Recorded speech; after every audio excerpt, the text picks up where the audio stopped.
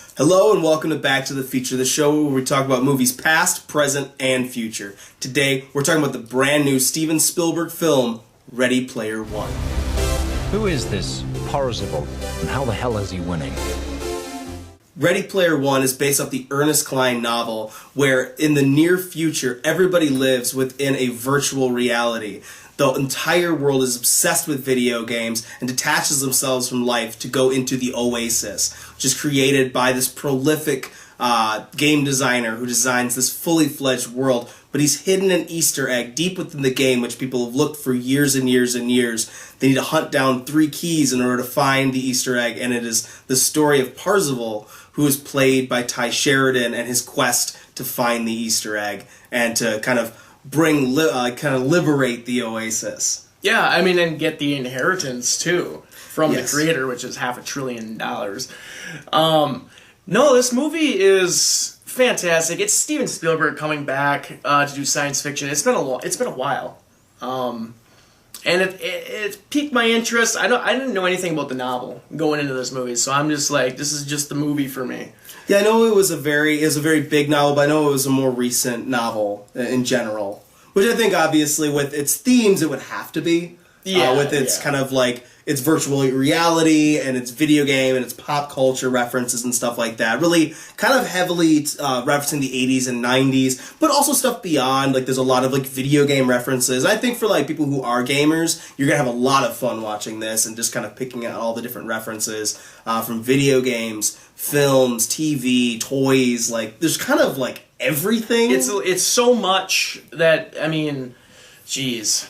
You'd have to watch this movie a dozen times just to pick out all the little Easter eggs that Steven Spielberg hid throughout this movie, and it's so much fun to watch. I mean, who doesn't want to watch the DeLorean race the motorcycle from Akira?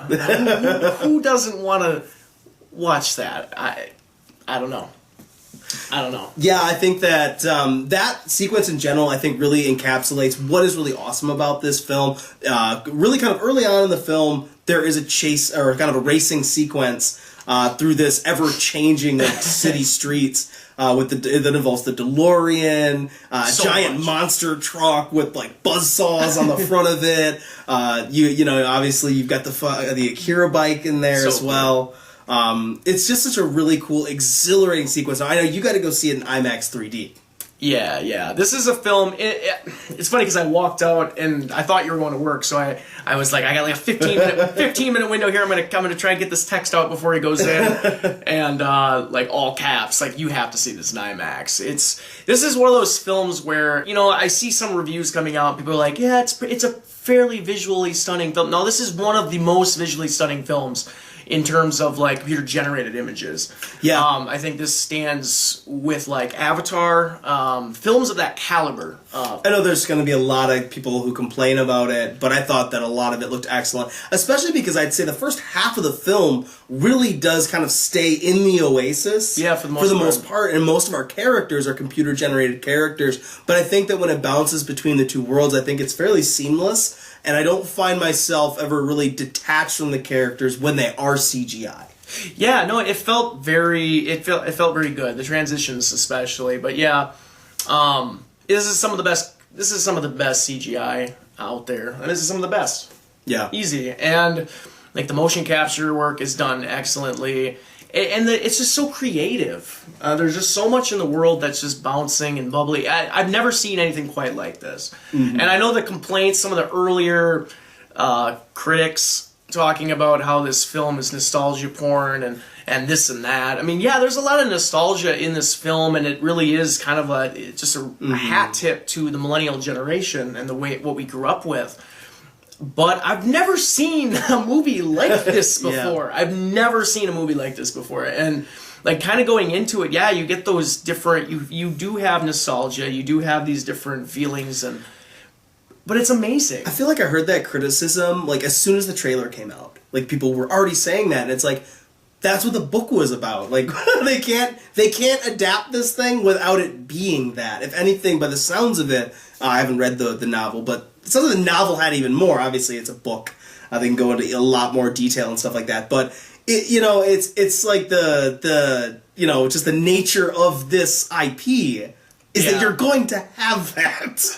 It's kind of the point. Yeah, and they're not just throwing random stuff out there either. It plays a part. This is the creator of the Oasis. Like, this is stuff that he loved, and like, they all have to try and get inside his mind because the hidden egg. So they're trying to figure out, they're trying to crack the code of this guy's mind, and a lot of this guy's mind is made up with this pop culture and like these different fun things. And I definitely don't feel like the movie completely leans on that. Like, it doesn't. I think that if you were to strip that away and just made it about like just a generic video game world, I think that the action sequences and things like that, the set pieces themselves, would stand on their own.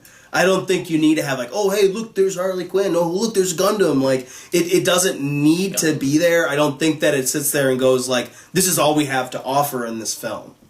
Yeah. It's so excellent. There's so many cameos in this movie that just ear to ear grin on my face. Yeah, I thought that they definitely showed restraint and they used it in a really good way. But then they also did a really great thing of they really filled like every frame with like all these things where it doesn't feel like you're gonna see everything or all of the references. Like, just sitting there while I was watching it, I was trying to like see how many things I could see, and I saw some like IP that is some of my favorite stuff, like in the background of certain scenes and things like that.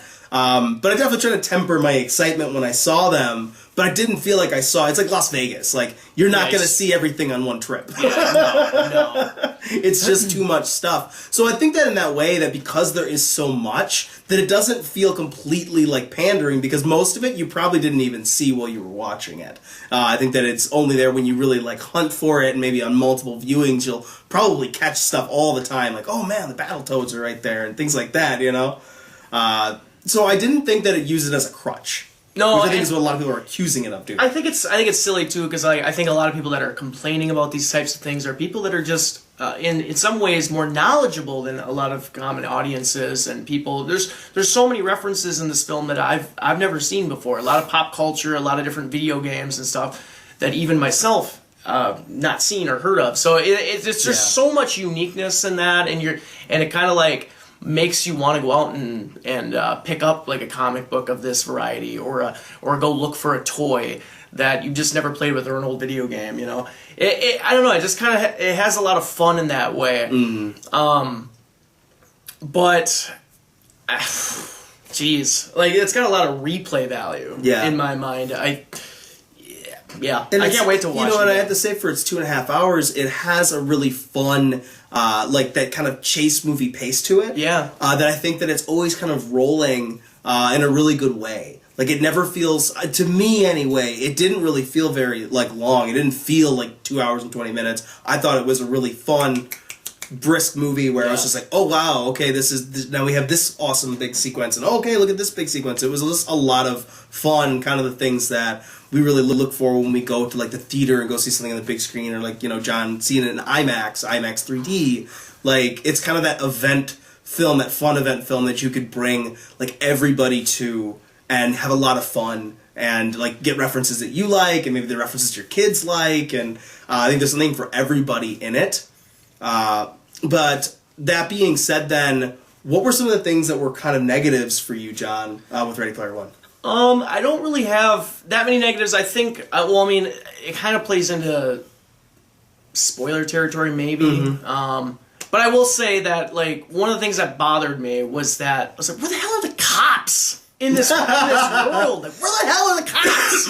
I mean, like, I don't know. It's just something that I thought of. I felt like some of the world building on the outside of the Oasis could have been a little bit better. Yeah. They definitely focused more on the inside and the computer-generated aspects of it, which is awesome. And there's a lot of work that needed to be done there. But I felt like they could have built a little bit more in the real world. At least established rules. Yeah, I definitely agree that there could have been more done with the real world background, and I think with like the corporations, how much power they have. I think they explain it, but I think that there could have been more ways to kind of show us and kind of give that a little more gravity to it. Yeah. But I think they definitely do a great job of setting up the Oasis in general. So there's definitely the world building outside of the Oasis needed a little more work. or just a little more fleshing out. But anything else then about like the characters or anything like that?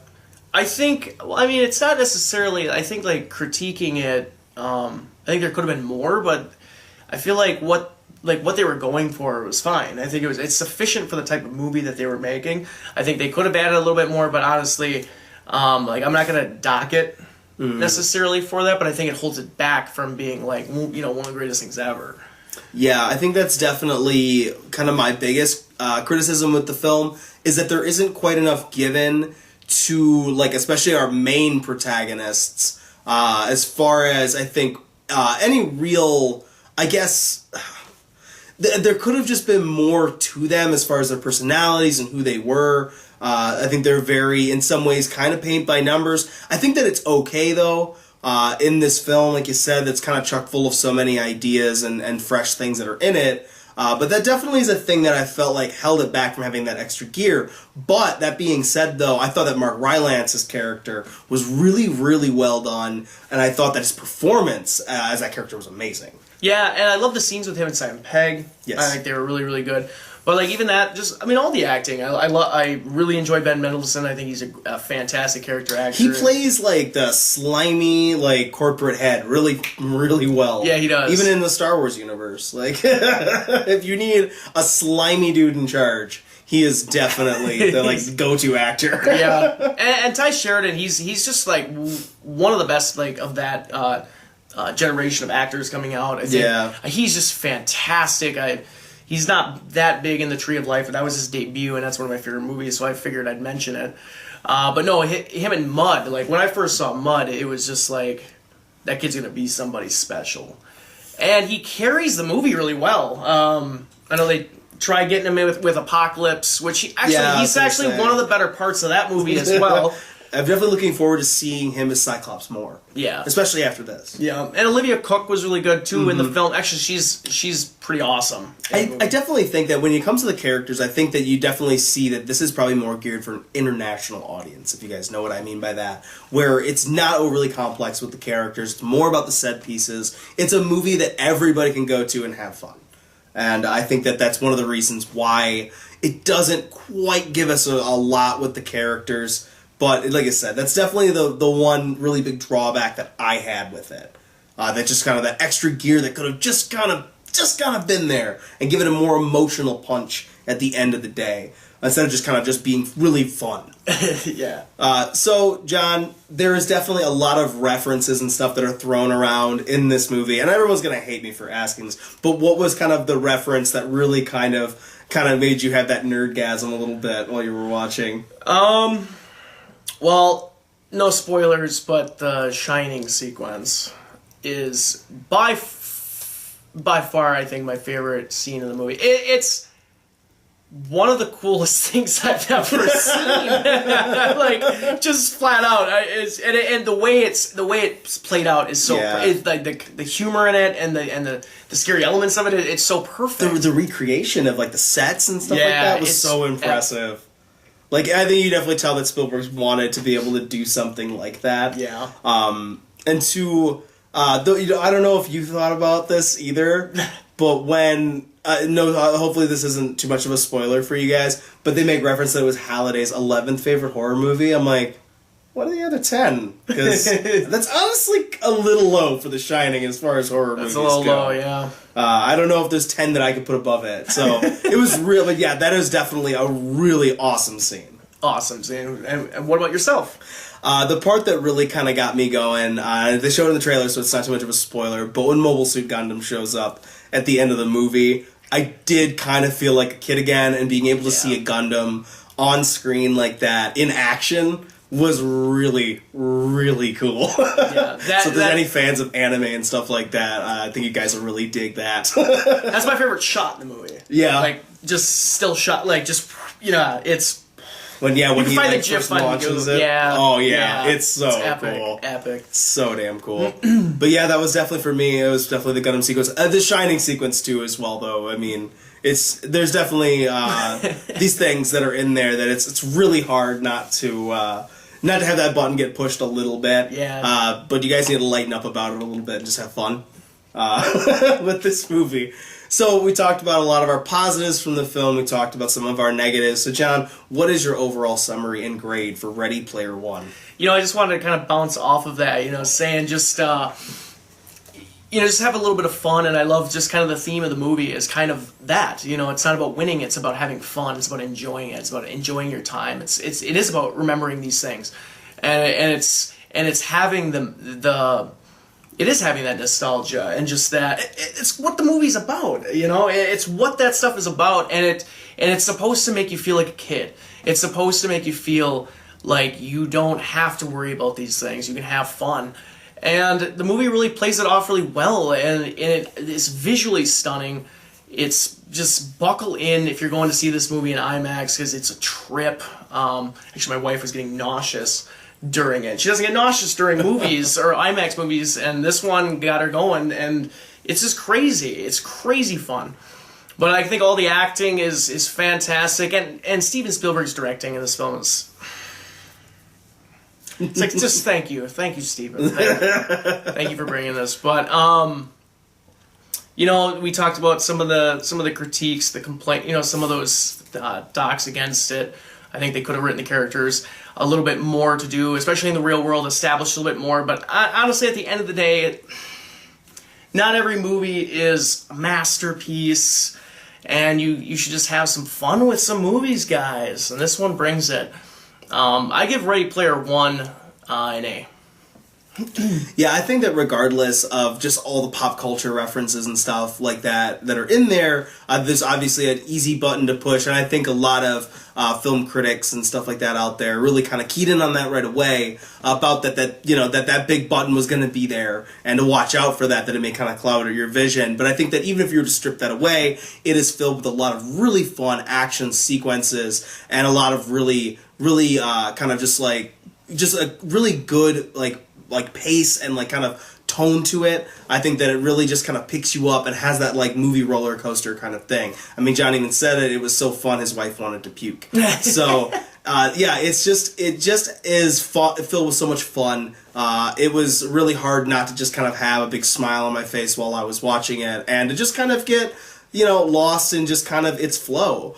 But definitely, though, it's just missing an extra gear. I feel there could have been more from the characters, and I think just a little bit more emotional stakes, or just, I think, a little bit more of a build-up with some of those emotional elements with the characters. But at the end of the day, though, I think that it's still filled with really good performances from all of the actors, though, involved. So all of that being said, I'm definitely going to also give Ready Player One a B+. So guys, that's been our review today of Ready Player One. Tell us what you guys thought of it in the comments if you saw it, and what was the reference in the movie that you saw that really kind of geeked you out as well. Pick the Gundam scene as well if you want extra brownie points from me. So guys, you can find us on our Twitter at BacktoFeature, and you can find us on Facebook at BacktoFeature. I've been Giovanni Carlo. And I'm John Manilow. And we'll see you guys next time.